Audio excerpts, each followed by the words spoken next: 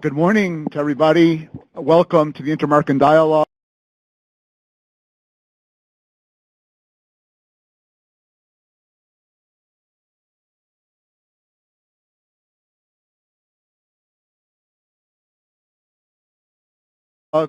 Thank you all very, very much for coming. I think we have a great group here with us this morning to talk about extremely interesting and timely topic. The dialogue is very, very excited to be working on Japan these days, in addition to our extensive work on China, Latin America. Both of these efforts and initiatives are under the superb direction and leadership of Margaret Myers, who's with us, who's the program director here at the Dialogue, and she has done terrific work on China and is now doing wonderful work on Japan, Latin America as well. Our work on Japan, Latin America really began in earnest, seriously, this past September with a very successful two-day event on Japan-Latin American relations, including an analysis of Japan's model of engagement with Latin America. The meeting resulted in a publication that we'll be releasing on the website on Monday, but you have hard copies that are available with you, that are available here to all of you today, A New Phase in Japan, Latin America, and the Caribbean Relations. We're very, very happy to release this report, and we look forward to reactions, and hopefully it will stimulate a good dialogue and discussion about a very important issue. We're going to start in a few minutes with Margaret sharing the main highlights of the report before we hear from other speakers and before we open it up to you. As many of you know, Japan's relationship with Latin America doesn't quite get the attention it deserves. There's a long-standing relationship, and it's been transformative for certain countries and certain sectors in the region. And I think it's important for all of us to understand where that relationship is heading. Japan has certainly indicated considerable interest in strengthening and deepening relations with Latin America and the Caribbean, but as we know, growth on both sides of the Pacific is slowing. So it's a good moment to look at what the implications are and what is likely to happen to the Japan-Latin America-Caribbean relationship. I want to mention, before I introduce our other speakers, that we have worked closely with Mitsubishi and some other prominent Japanese firms that are active in Latin America to organize the meeting that we had last September. And we look forward with great pleasure to working with our Japanese partners as well on an upcoming event which we'll be having in Tokyo that will coincide with the Inter-American Development Bank's 2016 Japan-Latin America Forum. And before Margaret opens up with the highlights from this report, let me introduce our three speakers, and we're extremely fortunate to have superb panelists with us this morning that will share different perspectives, and I think we're going to get a great vision and a sense of these issues. Mr. Norihide Tsuji is the president of Mitsubishi Peru. He is the CEO of Mitsubishi Peru in South America and a general manager of Mitsubishi Corporation. He completed his he studied economics at Keio University in Tokyo, and he began his career at Mitsubishi Corporation in 1992. So he has vast experience in investment and trading of commodities such as copper, aluminum, and he assumed his current position in Mitsubishi Peru in 2012. He has enormous knowledge of mining, trading, infrastructure, and great insights into the local business environment, not only in Peru, in Latin as well as throughout Latin America. And so he's going to talk with us about Mitsubishi's agenda in Peru and elsewhere in the region, especially in this wider context of slowing growth. And so we welcome him from Lima. He's the one who's come the greatest distance for this meeting, so we're very pleased to have you. And we're also very, very happy to have Kazushige Taniguchi, who come from a little shorter distance from the Inter-American Development Bank, but still we're enormously happy to have him with us. He's an advisor in the Outreach and Partnership Division at the bank. I previously served as representative for Japan on the World Bank and advisor to the International Monetary Fund.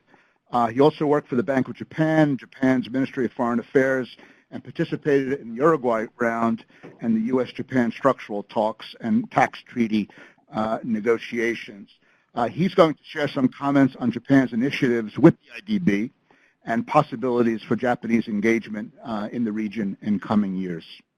And finally, we have a perspective from Latin America, from Brazil especially. We're really happy to have with us a good friend, Monica de Boya, who is now in Washington as a non-resident senior fellow at the Peterson Institute for International Economics. She's also an adjunct professor here at the School of Advanced International Studies at Johns Hopkins University, and she's on leave as a professor at the Catholic University in Rio de Janeiro. She has a distinguished background. She's been named the honored economist in 2014 by the Order of Brazilian Economists and has a number of publications and books. I won't list all of them, but we're really, really enormously pleased to have Monica with us. So we have three wonderful speakers in addition to Margaret, who will start us off with some of the main points of the report that I hope all of you have and hope all of you will read. And after the opening comments, we'll invite your comments and questions and look forward to a great exchange. I see in this room there are a lot of people with a lot of expertise on this issue, so that's really wonderful, and I'm sure we'll have a great exchange. Thank you very much. Yes, thank you all for being here. We're very excited to be continuing this work on Japan-Latin America relations, and I do also see plenty of people in this room who have contributed some incredible analysis, not just recently, but as of a decade or more ago on the Japan-Latin America relationship and how it's been evolving. So I hope you will contribute both your thoughts and your questions. Before we hear comments from our esteemed panel, allow me to just very briefly highlight some of the main findings from the report that you have in front of you, which Michael mentioned we're launching today with you all, but then will be circulated widely on Monday on the internet and through some mailings. So you have first access to it, and I look forward to discussing kind of some of these points today. Michael also mentioned this report is part of a two-day meeting that we held in September. This meeting involved sort of a private roundtable of both public and private sector actors and experts on the China-Latin America relationship. So a lot of these findings are derived from debates that were had during that roundtable, in addition to a public meeting that we held the following day, which featured a wide variety of experts, some of whom are here in the audience. So our aim with this publication was to examine Japan's really extensive and long-standing presence in Latin America, which really distinguishes it from Latin America's other East Asian partners. China's presence, as we all know, has grown really at a remarkable rate in recent years, but really only began in earnest. We've seen, enhanced economic engagement from China in just the past couple of decades. So very young relationship in comparison to what we see from Japan, which dates back many, many decades. We've also laid out some features of what we call the Japan model of engagement in Latin America. And this idea of a Japan model is not widely recognized by the Japanese government or Japanese scholars, but Japan's activities in Latin America certainly stand out from those of other countries in several interesting ways.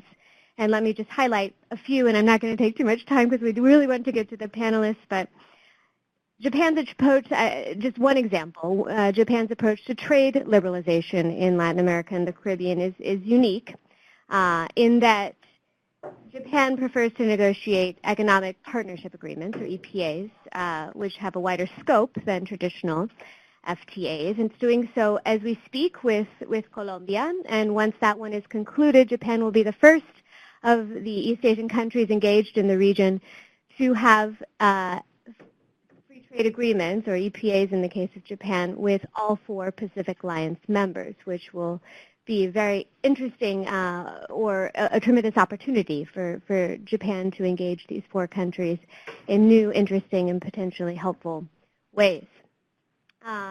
Japan's engagement in Latin America is also highly diversified, with FDI flows fairly evenly distributed among primary goods, services, and manufacturing. This is also a very important distinguishing factor. The region is also a priority for Japanese organizations like JBIC and JICA, which is Japan's foreign aid agency. JICA projects were largely responsible for remarkable growth in Chile's salmon industry, for example, and also in Brazil's soy production. A long history of engagement in a wide variety of sectors, and now growing interest in engaging in many, many new areas. And we have some JICA experts with us here today as well, so if they would like to contribute some thoughts, I would certainly welcome that. And then, finally, and this is always an interesting point, Japan is thought to have a remarkable advantage when engaging Latin America on account of large Nikkei populations, or communities of overseas Japanese and their descendants, which are especially prominent in Brazil, mostly, but also in Peru, and then elsewhere in the region to a lesser degree. These communities are thought to support and deepen economic linkages, but according to Director General Takase, who visited us from the Ministry of Foreign Affairs Latin America office in September, their contributions in these countries have also led to a generally positive perception of Japan in Latin America and in other regions. And that you can contrast with other partners, certainly in Latin America, from all over. We also, in this report, try to make some hopefully helpful comparisons with China and with Korea. You do see some similarities in the forms of engagement on the part of East Asian actors, but also some very, very important distinctions, some very, very important differences, and we might hear a bit about that today. But scholars, and some in this room, have certainly made the case that China's current engagement with Latin America resembles in some forms the very early stages of Japanese engagement in the region, which focused on resource acquisition and export of goods and production. But that model has evolved considerably in recent years, and now we see very, very interesting, diversified, and extensive engagement across the entire region. Just to set one more minute, a very, very interesting sort of scene for this discussion, or some background. We have seen in just the past couple of years considerable interest on the part of Japanese ministries and institutions, the Japanese government more broadly, and heightened engagement with Latin America. Prime Minister Abe visited the region in 2014, several countries, and that was the first visit in a decade by a Japanese head of state. Foreign Minister Fumio Kishida has also traveled to the region on multiple occasions, including a first-ever visit to Cuba, a very, very important development. All of these visits and accompanying speeches, which are very interesting and available online if you're interested in seeing those, are meant to signal what I would call a new phase in Japan-Latin America relations, involving enhanced and coordinated aid, trade, and investment, this sort of Japanese aid-trade investment nexus, which is another sort of distinguishing feature of the Japan model. If Japan can engage further, it will have much to offer the region, especially in terms of addressing critical deficits in infrastructure and production capacity. Japanese finance and investments have largely already focused in these areas in previous years.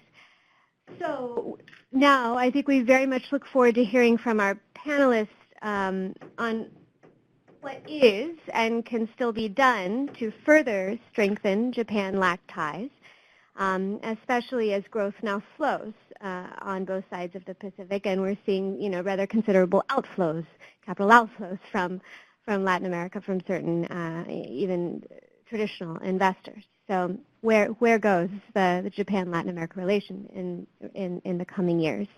And with that, I think let's turn over to the panelists.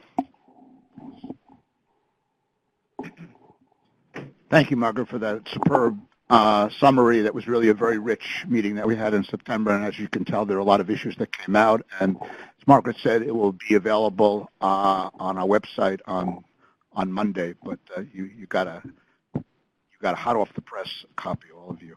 It's an honor to present now to turn it over to Mr. Tsutsumi, who joins us again from Lima, Peru. We're very happy and delighted to have you with us and look forward to your comments. Thank you. Thank you, Michael, and thank you, Margaret. And good morning, everybody. It's very honored to be here today. And it was a quite long flight from Lima, as there's no direct flight to Washington, D.C., which I think it's a pity for Peruvian people. As introduced by Michael, yes, I joined Mitsubishi in 1992. I have experience in trading and investment. So let me start with a little bit of introduction about Japanese private sector activities in private sectors in Latin American countries. At the moment, there's many statistics, but I think there's more than 800 Japanese entities who have offices in the region of Latin America. And about 80,000 Japanese are currently assigned to work in the region, and I am one of them.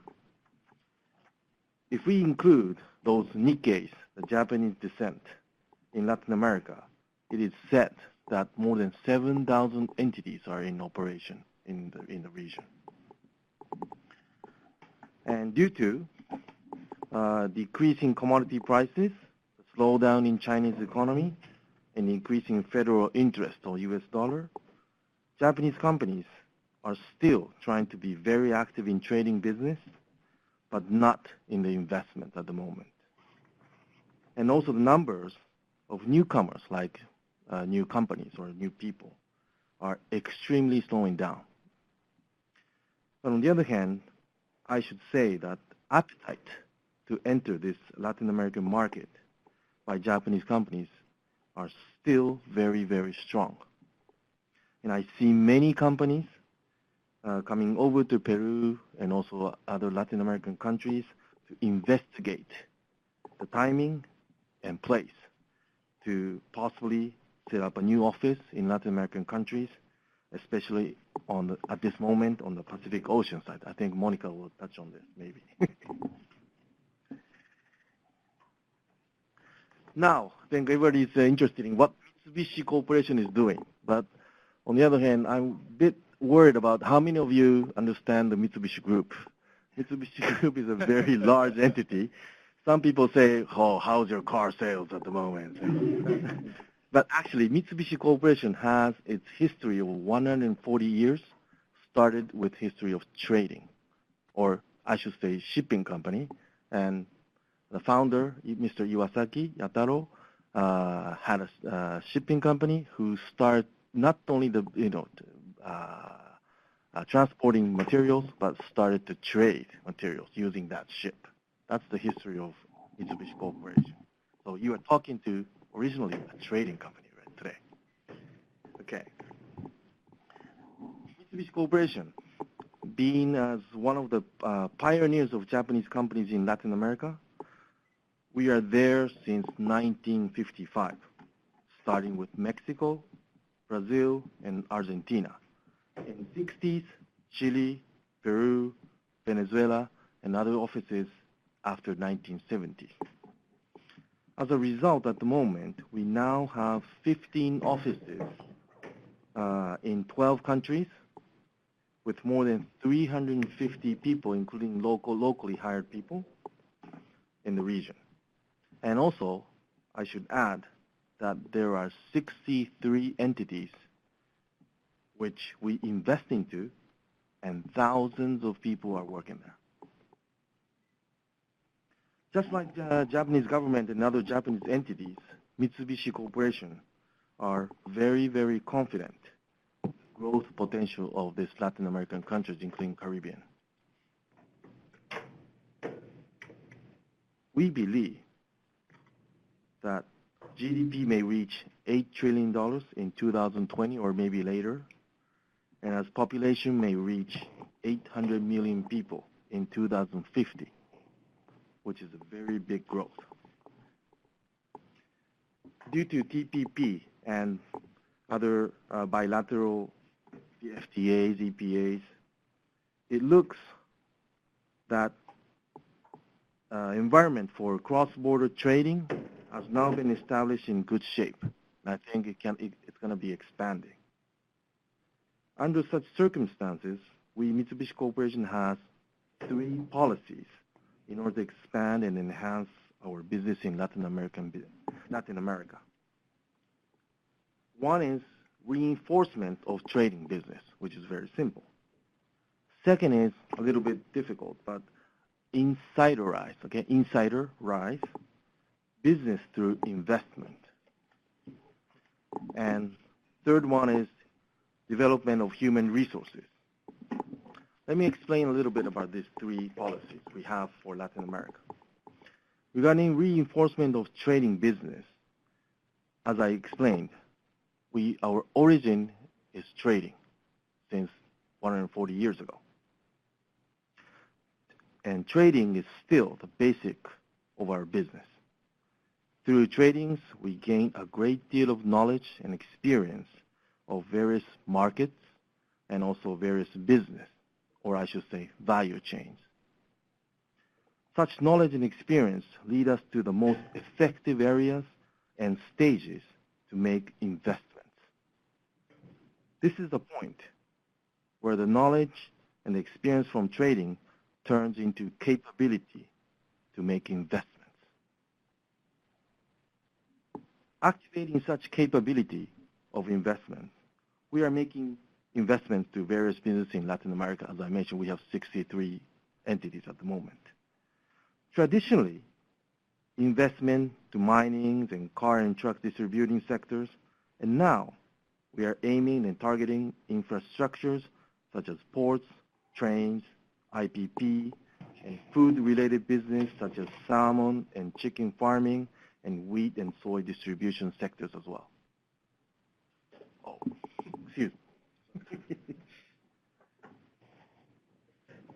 Our total risk exposure to Latin American countries at the moment is over $15 billion. And profit from investment activities are now larger than those traditional tradings. Making investment means we will become an insider to such business.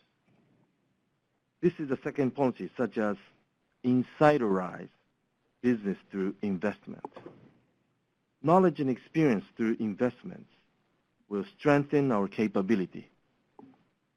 Enhanced capability make our value and presence higher as an investment partner and also as a project co-managing partner. Then, many companies, many countries invite us to become an investment partner. This is the second point where our capability turns into new investment opportunities. As a result, we now have investment opportunities from trading business and now also from investment activities itself. Our third policy is the development of human resources. We, Mitsubishi, is sending our Latin American staff to the United States and to Japan for training.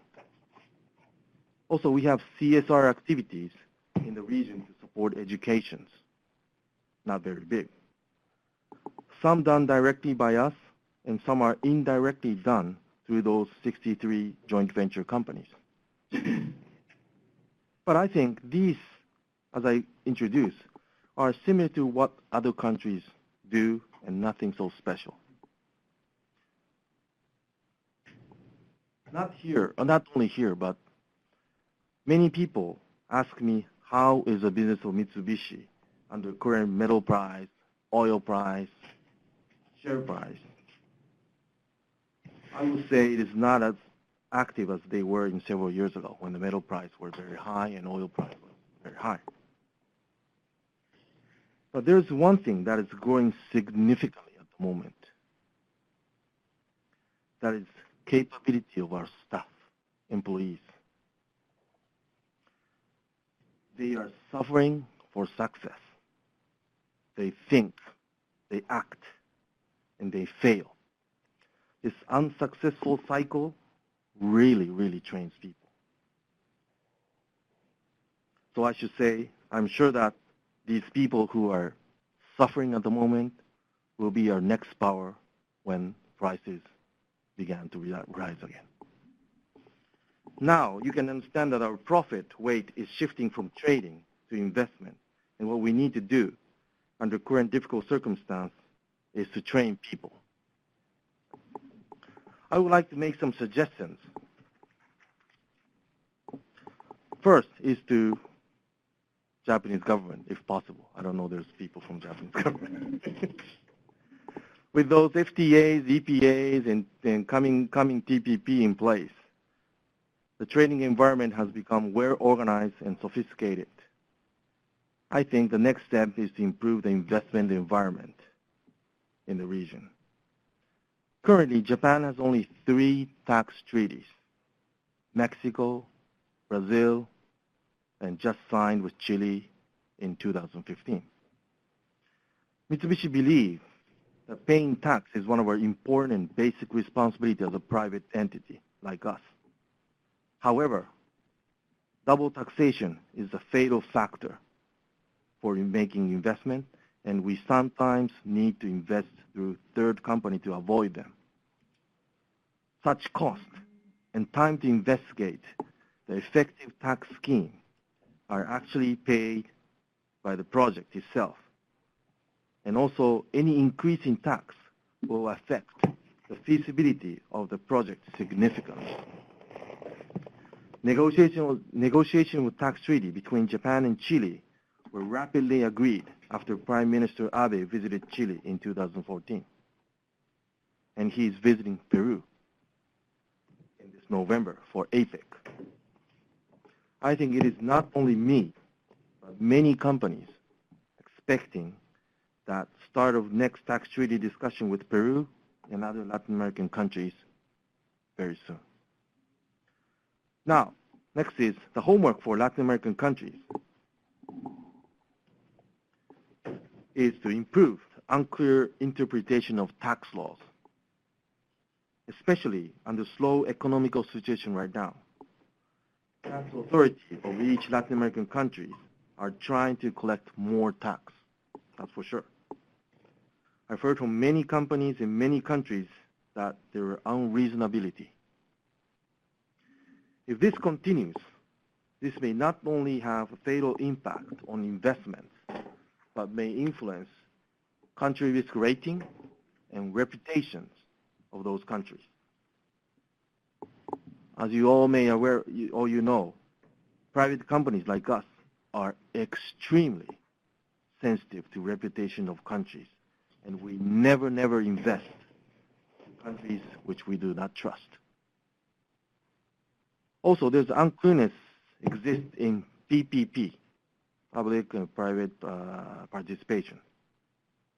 This system is applied to many infrastructure projects in the region at the moment. However, this unclearness in the law and rules of PPP regarding a risk-sharing system between public sector and private sector is causing delays in projects, and it needs longer time to negotiate with the government and or public sector. If the project delays, it's simple. The cost of project rises, and some has fatal impact on those projects as well. I really hope and expect that IAD can transfer my message to Japanese government and to Latin American countries. Yes. And that is the end of my comments. Thank you very much. Thank you very much, Mr. Tsutsumi. That was extremely informative and very insightful. Thank you. I'm sure there'll be lots of interest and questions following up. Mr. Taniguchi. Okay. It's a pleasure to have you with us. Thank you very much, Michael and Margaret. I have been in the advisor in the IDB for about 3 years. Before that, as introduced, I was the head of the World Bank Tokyo office. So I've been doing this kind of a partnership very often. So I hope I can do my work today. My theme here today is Japan's initiative with IDB and possibilities for enhanced Japanese engagement in Latin America in the coming years. So let me start with let me highlight with the Japanese history of engagement through IDB in Latin America. Actually, this is very timely because this year, 2016, is the 40th anniversary of Japanese membership in IDB. This is very different from China or Korea. China has only 6 years history in IDB. Korea, 11 years. So 40th anniversary demonstrates long commitment of Japan and long engagement of Japan in this region. And because of that kind of a long history, Japan enjoys the largest share in the IDB, which give Japan executive director's post. So Japan can have some influence on the IDB's decision-making process also. The IDB in Japan and Latin American countries share very important common goals or common value for development. What is important for development? One thing is a sustainable development. You know, you can have rapid growth for short term, but it's not enough. You have to have sustainable growth. And the other very important target is inclusive growth, inclusive development. Otherwise, some people can be rich by having rapid growth, but if others are staying poor, then there's a social instability. So sustainable growth and inclusive growth, these are very important values for Japan in IDB and I think Latin America too. And for sustainable growth, Japan believes reliable infrastructure, long-term investment in reliable infrastructure is very important. When Japan was a borrower from the World Bank, the first project that Japan borrowed from World Bank was electricity, power plant project. And Japan considers that kind of investment is very important for sustainable growth also. So now IDB and Japan are working together heavily to invest in energy sector in Latin America, particularly and also considering the climate change, we are co-financing heavily in energy saving and also renewable energy sectors, such as geothermal. And for inclusive development, Japan and IDB also have a partnership in supporting social sector. Japanese government giving IDB a trust fund, and we have a technical assistance grant for Latin American countries, particularly focusing on vulnerable people like women, youth, children in a poor community, so that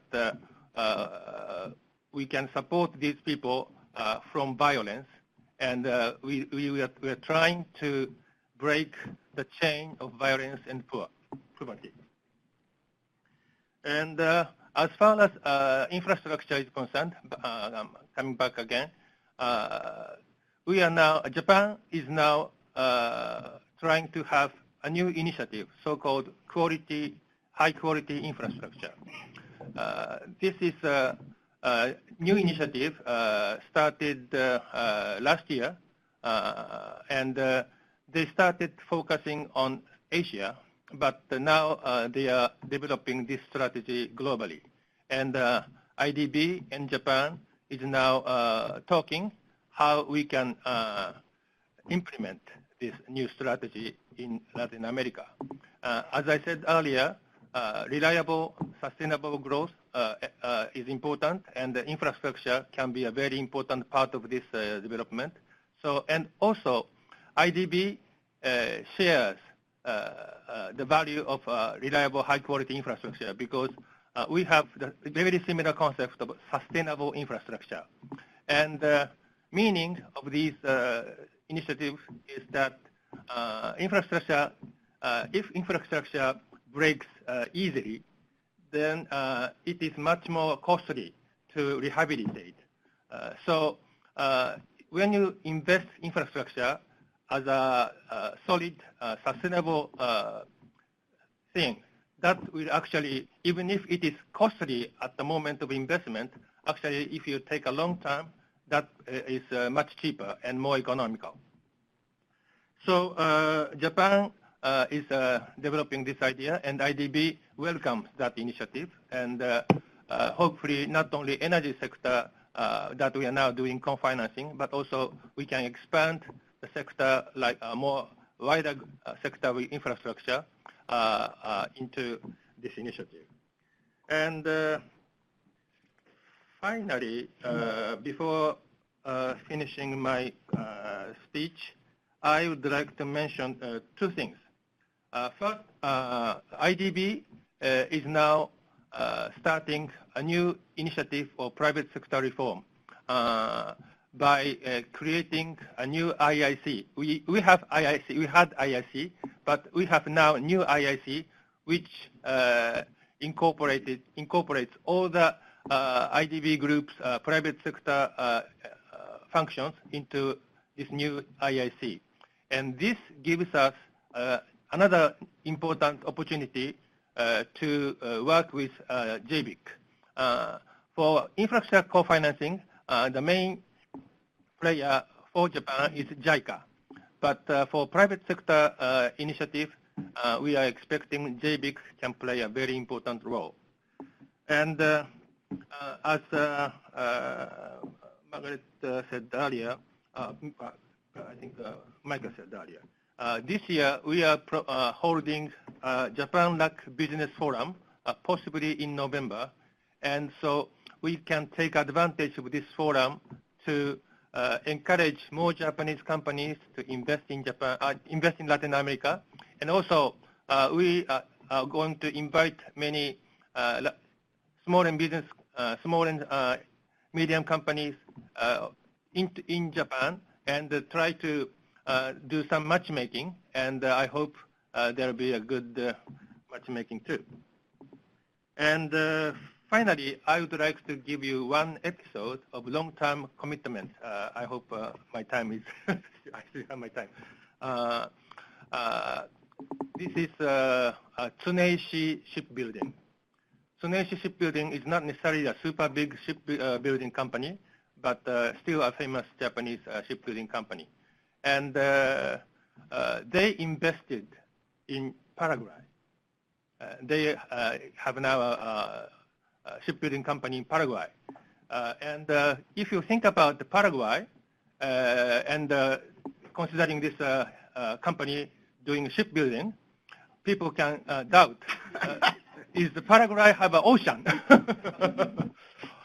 And the answer is no. So maybe if you just think about only business profit maximization thing, this is not necessarily most appropriate investment.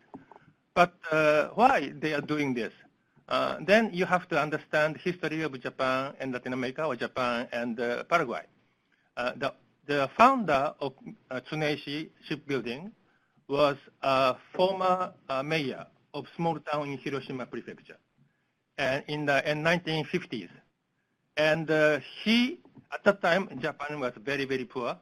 And as a mayor, he promoted immigration policy from Japan to Latin America, particularly Paraguay at that time.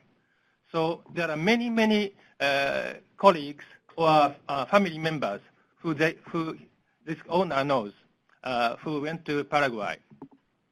But unfortunately, or fortunately, Japan's development was much faster than Paraguay. So he felt a little guilty because he sent his friends to Paraguay. So that's why he established shipbuilding company in Paraguay, because he owned that company, and he would like to promote Paraguay economic development and also provide job opportunity for Japanese too. So that's a kind of commitment the Japanese people can demonstrate. And I think that this kind of spirit will be very helpful for the future. Thank you very much. Thank you very much, Taniguchi. Thank you for that anecdote, too. I'm glad you shared that with us. That was very illuminating. So thank you very, very much. Now we hear a perspective from Latin America and Latin America's largest economy, with Brazil, with Monica. Thank you so much. Well, thank you. Thank you, Michael, and thank you, Margaret, for inviting me to give a few remarks on Brazil and Japan relations. Of course, we can spend an entire morning here talking about Brazil alone, given the situation of the country. Let me just limit myself to making just a few observations. I mean, of course, the situation currently is extremely difficult and extremely delicate. There is no real sort of end in sight to what's currently happening in Brazil. So just to put things in numbers a little bit, we do expect the economy to shrink, for the two combined years, 2015 and 2016, by about 8.5%. So GDP should fall by that much in these 2 years. Inflation's on the rise. Unemployment, of course, is also on the rise as a result of the recession. The inflationary story in Brazil is a little bit harder to grasp because there are a number of underlying issues that are playing in the country. The fiscal situation, which of course needs some serious rethinking and serious reforms. It's not a cyclical problem by any means. It's a structural problem that needs resolution and needs political consensus in order to get resolved. There is no political consensus in the country at the moment in view of the investigations that are ongoing into the corruption scandals stemming from Petrobras, but that have now widened and spread to other parts of the Brazilian economy. Apart from fiscal reforms, the country also is in desperate need of financial sector reforms. Brazil has reinstituted a model that is extremely dependent on public banks. And this, of course, can be problematic if that kind of model starts to be very distortionary in allocation of resources and allocation of investment, and this is happening at the moment. So there needs to be rethinking about the role of public institutions, public financial institutions in Brazil, in particular its public development bank. None of this is going to get done without, again, political consensus. And the political consensus is a knot when you get to that, because when you speak even to political analysts in Brazil, people have no idea of what's coming out of these investigations and what is likely to happen in the short to medium term. So there's a lot of uncertainty hanging over the country at this moment, and it's very hard to say, what exactly is the way out. This said, however, countries do not remain in crises indefinitely. Eventually, they rise out of them.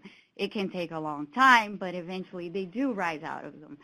And one thing that I already see, not on the part of the government, because the government is extremely, of course, busy with other things at this moment, but I do see coming out of the private sector, is an increasing concern with Brazil's isolationism. So Brazil is a very big economy. It's a continental-sized country. It is also one of the most closed economies in the world. It's been isolated from global trade for a very long time, at least 2 decades where no significant advances have been made. And the private sector in Brazil is beginning to get very concerned about that and is beginning to realize that, this situation needs to change. Again, this is something that does need political consensus. It needs to be supported by the government. But the first push always does come from the private sector. And that brings me to, Brazil-Japan relations. Brazil and Japan have had a long-standing relation, as all of you in this room know. And one thing that is interesting is that not too long ago, actually about a year and a half ago, the Brazilian National Confederation of Industry, CNI, and the Japan Business Federation put together a document that was something looking towards an economic agreement, an EPA, between Brazil and Japan, precisely to enhance the kind of relations that the two countries have. Mr. Tsutsumi mentioned the fact that there are about 800 entities, 800 companies, Japanese companies in Latin America. More than half of those companies, or at least more than 450 Japanese companies, are located in Brazil. So there's a huge potential to enhance that kind of economic cooperation. As I said, there is a concern from the private sector in Brazil about this and about enhancing cooperation with various countries, but Japan was the first to actually sit together with CNI and for the two, private sector federations to work together towards thinking about an EPA, which is a very important initiative. Infrastructure, which was mentioned here, is obviously one area that Brazil and other Latin American countries definitely need and desperately need investment in. Also areas related to innovation and technology, where Japanese firms are already very engaged in Brazil, which would largely benefit from more investment.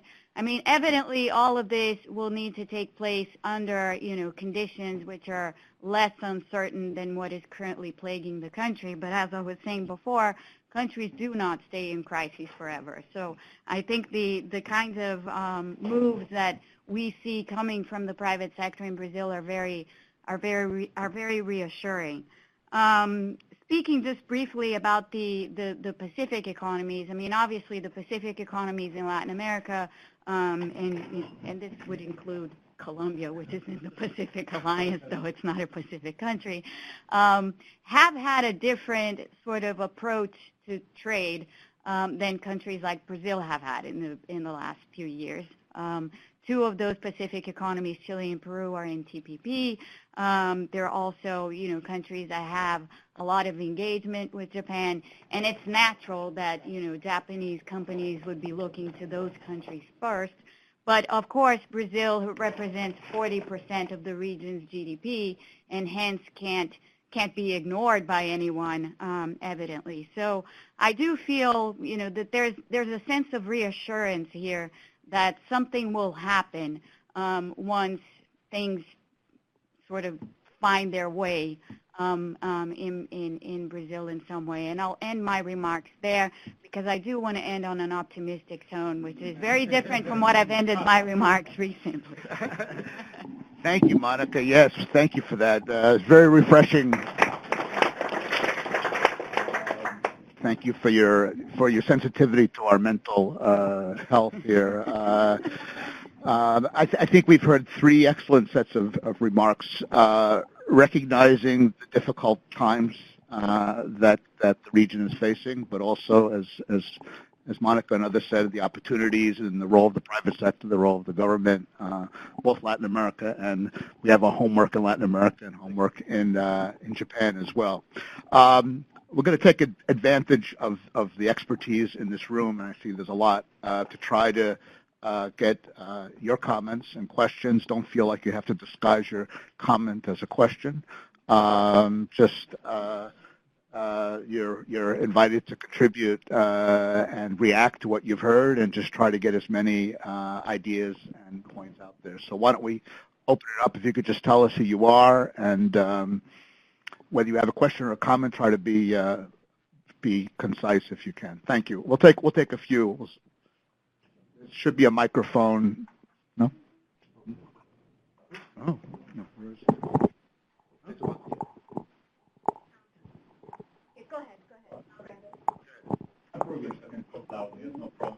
Your what? I'm sorry? Peruvian. Oh, okay. What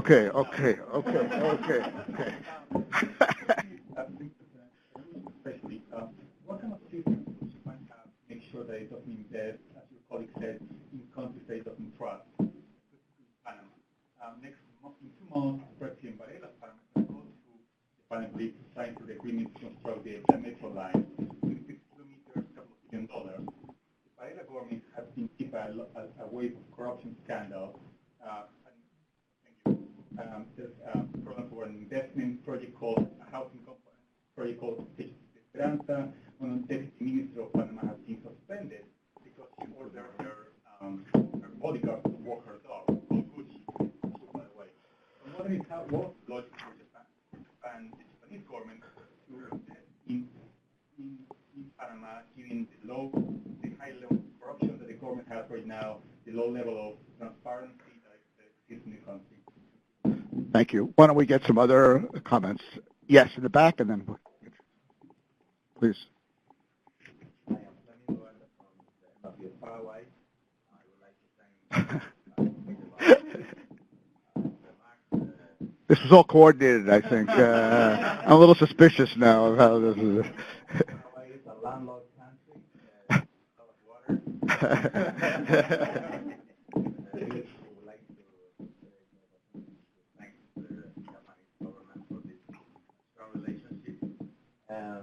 Also, we would like to know more about the prospects of investment in Paraguay. I know there is an event in August this year celebrating the 80th anniversary of Japanese.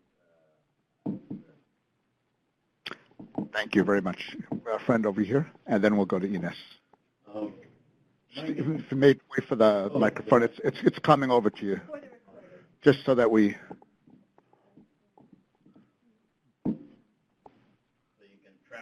Yeah. Thank you. My name is Roland Roebuck. I'm a community activist here in Washington, D.C., addressing issues related to race relations. My area of concentration is Afro-Puerto Rican, and I spent 4 years in Okinawa. And it was a very, very good experience. My question to Mr. Following. With respect to your corporation commitment to diversity in the labor force, especially in these Latin American countries that have a high level of racial exclusion, I am wondering, what is the commitment of your company to ensure that indigenous communities and also, in particular, Afro-Peruvians are involved in the labor force in your country? I'm also very curious with respect to Japan and its attitude towards race. I am familiar with some aspects, but I think that it also impacts upon how you are viewed in Central and Latin America if your workforce does not represent the demographic. With respect to the IDB, that's a different issue because we already know that the representation of Afro-Latinos in that great institution is less than 1%. So that's a different workshop that we'll do later on. Thank you. Thank you very much for those comments. Why don't we get Barbara and then Ines, and then we'll go back to the panelists. Barbara? Here.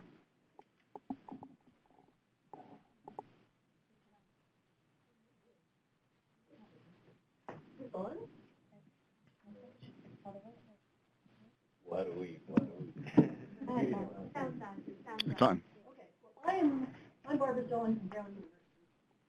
I am enormously glad to hear that Japan is once again interested in Latin America. I actually worked on a prior phase of Japan and Latin America back in the 1980s and 1990s when there was a very strong relationship between Japan and various Latin American countries.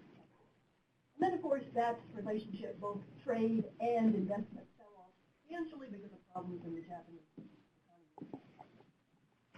economy. Meantime, in comes China filling in, one might say, a gap or just its own. I think it's important, two things, both in the past and in the present and going into the future. One is that I think someone mentioned that China looks like Japan in the past. I don't think that's true. I think that's very unfair to Japan. Japan has always been interested in a different group of countries in Latin America. Pacific Alliance countries were still for Japan, China, countries that were politically interesting, Venezuela, Argentina, Nicaragua, Bolivia, etc. You look at just the visit with President Xi and Prime Minister Abe in the last year, see where they went. It was a very interesting story. But more important perhaps, the sectors that these countries were interested in. Japan has always been involved in manufacturing in Latin America. Clearly, the Brazil cases are the best known. Shipbuilding, not just in Paraguay, but in Bolivia too, maybe. In Bolivia too. Steel in Brazil, autos in Mexico very early on. So it's not a case of just going in for the raw materials and getting out and having much longer term. What years now? Now there's probably going to be a competition. Japan is coming back in, and China. So what is being said about the competition? I was very interested in Mr. Taniguchi's comments about quality investment. Because what one always hears is, well, yes, Japan does things better. I'm talking about Latin America, but in Asia as well. Yes, Japan does things better, but they're more expensive and they're slower.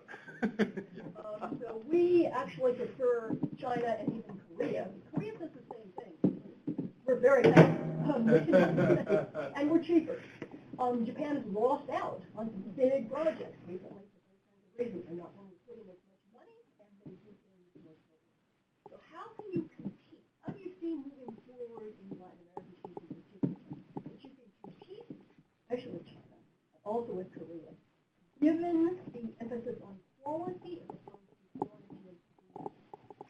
Thank you for that question, Barbara. I'm sure there'll be lots of reactions. Why don't we get the final in this round from Ines Bustillo, and then we'll take another one right here, and then we'll go back to the panelists, and then we'll take another round of questions. These are all very, very good. Ines? Thank you, Michael. I'm Ines Bustillo with the Economic Commission for Latin America and the Caribbean, and Japan is a member of the Commission, a very active member for many years now. I have two questions. First, I'd love to hear any comments. The TPP was mentioned, and I think the TPP will be very important both for countries that are within the TPP in terms of deepening relations with Japan, being able to get into the Japanese market, et cetera, but also for those countries that have been left out and that will be facing now competition from members that have negotiated in the Japanese market. Any comments in that direction I would appreciate. And second, it's related to the quality infrastructure and the mentioning of sustainable growth. And if anyone would like to elaborate further on Japan, in the region, in terms of being able to contribute to a more environmentally friendly environment, a green economy, particularly in the context of the Sustainable Development Goals on the Agenda 2030. Great. Thank you very much, Ines. We're going to start with Mr. Tsutsumi and then leave the hard questions for Mr. Tanajuki. Okay. Thank you very much for many questions. But first of all, I think I should touch on the community issue first. Mitsubishi Corporation, I don't know the history, but at this moment, for those projects, any kind of project we do or any kind of investment we do in Latin America, or not only in Latin America, but all over the world, community comes first. That means we will not invest on the projects that does not have a possibility for coexist with the community. For example, I have made an investment to Peru, which is a project called Quellaveco, which is a joint venture with United Kingdom Anglo-American. This is very famous in Peru that we have achieved a 100% agreement with the community to open the mine. Unfortunately, due to this price drop, we are still waiting for the final investment decision by Anglo-American. But the thing is, there was a round table to create a complete agreement with surrounding communities. And this was the first example in whole long Peruvian history of mining that we have achieved 100% agreement with the community. So this is one of the samples. And there are many projects that we could not invest because of the agreement with the community. And also for those already invested project, if there's any kind of conflict, we will ask our partners as well to have a dialogue with the community deeply. So I think that answers. And we will not leave those indigenous people alone. And also the social CSR activities.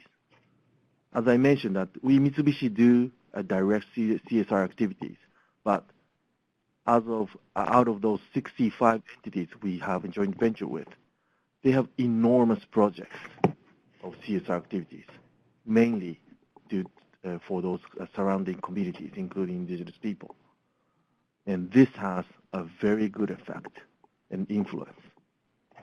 But of course, there are many problems, not only in Peru, but around Latin American countries. Because, for example, we do these kind of CSR activities voluntarily.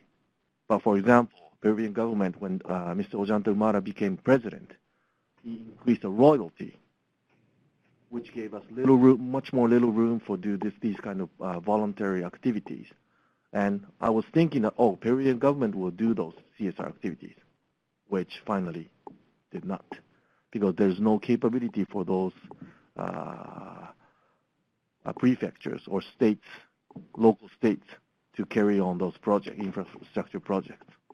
So now what's going on at the moment is those entities, 65 entities, they are helping local states to actually proceed those infrastructure projects. And next is Brazilian issue. There are so many Brazilian issues. And from the trading activity point of view, I agree to Monica that thanks or maybe due to depreciation of Brazilian currency, the real. Recently, Brazilian product has significant competitiveness around the world, and also including in Latin America. So I think someone said that, Brazil has been not very active with relations with overseas for about 2 decades. I think if this situation prolongs, I think this will stimulate, first of all, as you mentioned, private sectors in Brazil and Brazilian government to start thinking about a relationship with other countries, including with the Pacific countries in Latin America. I think, are you ready now? I hope so. Okay. Thank you for many very important questions. Let me start with corruption. I think Japan, IDB, or World Bank, they are sharing the kind of important value that don't support corruption. And so, for example, Japan, aid agencies, and World Bank and IDB, they all share the kind of so-called blacklist companies if they are engaged in corruption in one, for example, in the IDB loan agreements, then they are out of the list of procurement for other institutions. So we have that kind of a mechanism to discourage corruption. But at the same time, even if one company or one minister might get involved in corruption, that does not necessarily mean that all projects should be gone. So particularly for social sector projects or the projects that can improve the life of poor people. For example, if there's a bridge project, and if many poor people living the other side of bridge, if we can stop bridge project when we witness corruption, and sometimes we do. But if stopping this bridge actually means damaging poor people more, then we have sometimes we have to think very carefully how to punish corruption, but at the same time don't punish the poor people. So there's some kind of balance. For our investment opportunity in Paraguay, not only shipbuilding, but also we means IDB in Japan, watching opportunities in energy sector and also transportation sector. And also those improvements can also take advantage of potential agriculture in Paraguay. And as far as quality infrastructure is concerned, for speed and cost, I think it's a very important question because actually this quality infrastructure, the concept of quality infrastructure is challenging, how you calculate the cost. And I think now, these days, not only Japan, but also World Bank and IDB are sharing the concept of the value for money. And we need to recalculate what is the cost and what is the benefit of that investment. And Japan is not, I think, saying if you don't please purchase expensive goods. We are not a luxurious brand. But Japan, I think, is advocating to take a look at the value for money. And if you calculate the overall cost, long-term cost, for example, 40 years, 50 years, because infrastructure is not a 3-day consumption. You have to use this for 40 years, 50 years, or even 100 years. So is this road or is this dam actually working 100 years later? That is the question. And how you can calculate. There's a mechanism how to calculate those investments. And and we are just IDB, World Bank, Japan, offering an alternative how to calculate the investment. And the speed of, yes, I used to be part of the government of Japan, and I enjoyed very extensive discussion. But so we have, Japan has some room for improvement. But at the same time, I think, and I refer to Mr. Tsumi's tax treaty situation. Japan has only 3 tax treaties in Latin America. This is very different from Japan's situation in Southeast Asia. Japan has almost all countries with a tax treaty. So what's the difference? The difference is that kind of how you perceive, how you see the investment, particularly investment from outside. I think I am afraid to say some of Latin American countries have a bad memory of external investment, receiving external investment. They come, they take all the profit, transfer that profit, then go. Nothing else, nothing left in Latin America. So that kind of a perception is very bad for receiving side and also investing side. And I think Japan's attitude for investment is to try to stay there as long as possible. And in that kind of thing, the investment environment is very important because Japanese companies do not want to leave soon. They want to stay. But if we want to stay, then double taxation really suffers, really matters. So I think Latin American countries are beginning to realize those kind of a long-term commitment and a long-term relationship in the economy, and that will improve the investment environment. And I hope that I try to answer most of the questions. If not, I'll come back. Thank you. Monica? Just a couple of points. One on the TPP question, being from a country that is left out and hence will probably suffer from some trade diversion.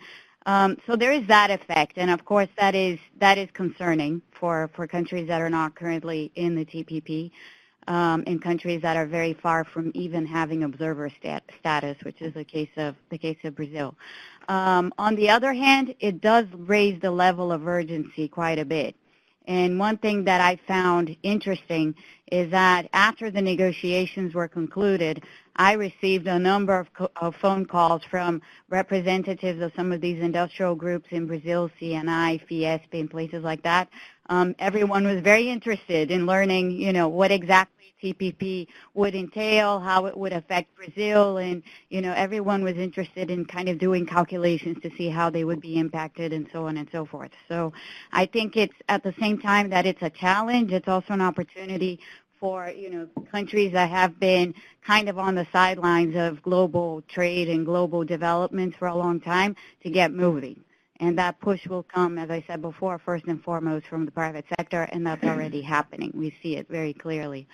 One other point that I think was important, since I'm on my optimistic, I'm wearing my optimistic hat today, just to make, one observation about how crises do become opportunities in many ways and things do end up getting done. Brazil has just recently passed a law in the Senate. The Senate has approved it for opening the pre-salt sector, so the extraction of oil from pre-salt. So it's now, sort of taken Petrobras off the hook in terms of having to be involved in these investments as much as it previously was supposed to be involved. There's also a lot of talk about changing the regulatory environment in such a way that would benefit the entrance of foreign companies that are not yet exploring the pre-salt and those that are already exploiting the pre-salt. So, these things, there's a level of pragmatism that comes with the sort of very, very grave and severe conditions that Brazil is facing at the moment that shouldn't really be overlooked. And we do tend to overlook it because we do tend to focus on the very immediate, very bad scenario and forget that these things usually provide big incentives for big transformation. So just wanted to raise that. Monica, we got you on the right day.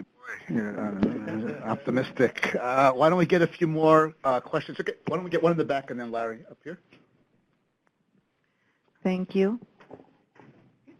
My name is Nellie Robinson. I work at the Organization of American States, of which Japan is a permanent observer member. And I appreciate all of the presentations or whatever I could hear and the questions. And on the also I appreciate and the intervention by our colleague there about branding the brands, Japanese products being so good, but also being in competition with other Asian countries that produce cheaper products. I'm from Peru originally, and so this question or comment is directed to Mr. Tsutsumi. Okay. What is the approach or the investment of the Japanese companies, and specifically Mitsubishi, on the education sector?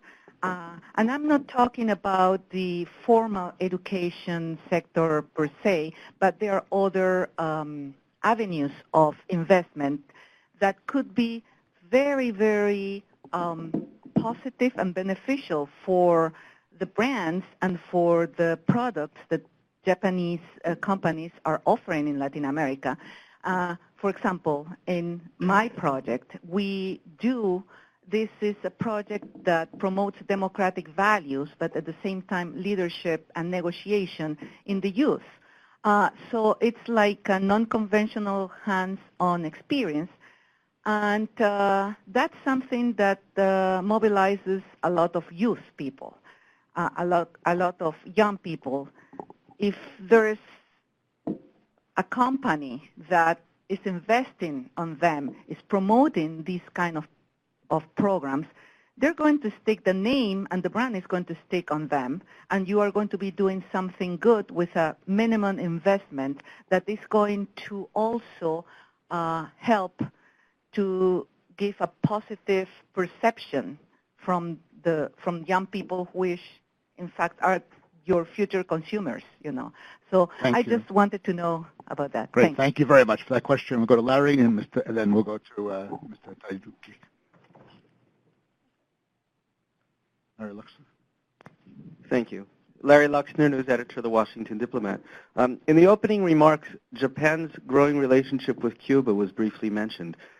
Next month, Barack Obama will become the first U.S. president to visit the island since 1928, and he's made an end to the long-standing trade embargo against Cuba, a goal of his last year in office. So my question for all of you is twofold. How might improving relations between Washington and Havana stimulate the Cuban economy? And secondly, what are the best opportunities for Japanese investment in Cuba besides auto sales in the long run? Thank you. Thank you. Mr. Kayaguchi, you have the microphone there. Japanese, but I want to stay in Peru so I can speak loudly. It's the best of both cultures. Thank you very much for the time. My name is Hajime Takeuchi. I'm from JICA USA office. My question is very good regarding the attitude of your company. Firstly, about the risk appetite. You mentioned that when there is a when you cannot trust a country cannot invest. Compared to the Chinese company, Margaret mentioned that Chinese companies are recently very bullish in getting into the market. How do you feel the difference of the risk appetite of Japanese company and Chinese company? Second question is about the priority for Latin America region among all the other regions within your country. Beforehand, like 2 years ago, when I was working in Japan, my feeling was that, especially for the construction company, they prefer working in Japan first, then to Asian countries. And when it comes to Latin America, because the geographical distance and also the scarcity of the knowledge, they are not so eagerly trying to come to, even not for investment, but just to do some work in Latin America. And the priority is rather low. As to your company, Mitsubishi, how within your company, how the Latin America region approach? Very good. Thank you. Were there any other questions or comments? If not, why don't we go back to our... Thank you for trying very hard to pronounce my name. So I should say that there. Please kindly call me Nori, and thanks to my family name. Okay. Thank you for your questions. First of all, I'll touch on the education issue. To be honest, education is a little bit too small for Mitsubishi Corporation to pick up as a business. And basically, I believe that this is an area of CSR first. Okay, so the thing is, and we do, as I mentioned, we do train people through business, which means on-the-job training. So the thing is, whatever investment we make, we train thousands of people. And what I should say, this is a kind of a proposal to Japanese government as well, but Japanese government has been doing a very good job for giving training. And what Latin American people need is skilled labor. So the thing is, one small entity can do very small thing. But I think as a whole government, and including all Japanese entities in Latin America for 800 companies, each of them do the training. This will have enormous influence to the educational system in Latin America. And I do believe that those people living in Latin America has a very good potential from the education point of view. But the thing is, they need more opportunities and the place to learn. So I think Japan is one of the very good partners to give education. Second, Cuba auto sales, I think there's potential. But to be honest, we are still investigating because, and I think what we are really watching is the relationship between Washington, D.C. and Havana. So are we. Yes, yes. And risk appetite, the difference between China and Japan. I think there's enormous difference because we purely think about risk based on commercial decisions, while China, at the moment, to be honest, I cannot explain why they make those investments. And are they really thinking about returns? So the thing is, I think they have more political aspect or political decision to make investments, while we Mitsubishi, based on purely commercial background. And the priority issue is, it is true that there's a priority in Mitsubishi Corporation, which is a top secret. But to touch on a little bit on this, yes, at the moment, and a while ago, it is true that our priority was in the Asian countries. And I think it is still in Asian countries. But on the other hand, as I mentioned that, we are putting very good attention and we are putting attention to the growth potential of this Latin American region. Mitsubishi Corporation is putting higher potential and higher priority to Latin American investments. And that's the reason why the total risk exposure is now $15 billion, which is not very small. So I should say that priority is changing, and I should say if the slower Chinese economy is more significant, I think priority of Latin America may rise, but it depends on all the other business relationship and business situation as well. Thank you. Thank you. As for Cuba, actually, I think it's a very good development. But as for IDB, we have to wait until Cuba becomes a member of OAS first. Otherwise, it cannot become a member of IDB. If it cannot be a member of IDB, we cannot lend anything. So we think it's a good development, but still we are waiting for more development. In that context, Japan can, I think, move much faster. They have a diplomatic relationship, and they have a JICA office in Cuba. So, and I understand the foreign minister visited Cuba already. So I think at least initial economic cooperation, I think Japan can move much faster than IDB. But a great opportunity for everybody, I think. And education, I would like to mention one thing. Japan and IDB are working together to support children education and youth education, and also mathematics education in Paraguay. Thank you. Monica, did you have any final comment? You don't? Okay, thank you.